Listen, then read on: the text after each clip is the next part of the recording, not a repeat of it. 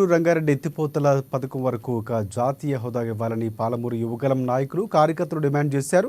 నిరసన తెలుపుతూ హైదరాబాద్ నాంపల్లిలోని బీజేపీ రాష్ట్ర కార్యాలయం ముట్టడికి ప్రయత్నించారు. ఆందోళన చేస్తున్న నాయకులు కార్యకర్తలు అరెస్టు చేసిన పోలీసులు స్టేషన్కు తరలించారు.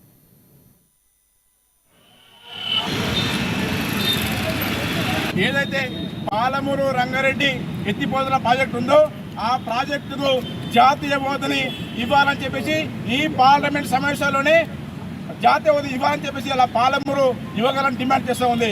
ఎందుకంటే గతంలో ఇదే పాలమూరు గడ్డ పైన పాలమూరు ప్రజలకు నరేంద్ర మోడీ కావచ్చు, కేంద్ర మంత్రి అమిత్ షా గారు కావచ్చు, బీజేపీ అగ్రనాయకులు కావచ్చు, పాలమూరు ప్రజలకు మాట ఇచ్చారు. కాబట్టి ఆ మాటని అనేక సందర్భాలు తప్పారు, మోసం చేశారు. కాబట్టి ఇప్పటికైనా పాలమూరు ప్రజల డిమాండ్ని ఆలోచించి ఈ పార్లమెంట్ స్టేషన్లోనే జాతీయ హోదాని ఇవ్వాలని చెప్పేసి మా యొక్క డిమాండ్ చేస్తూ ఉన్నాం. ఏదైతే పాలమూరు రంగారెడ్డి ఎత్తిపోతల ప్రాజెక్టు ఉందో ఆ ప్రాజెక్టుకు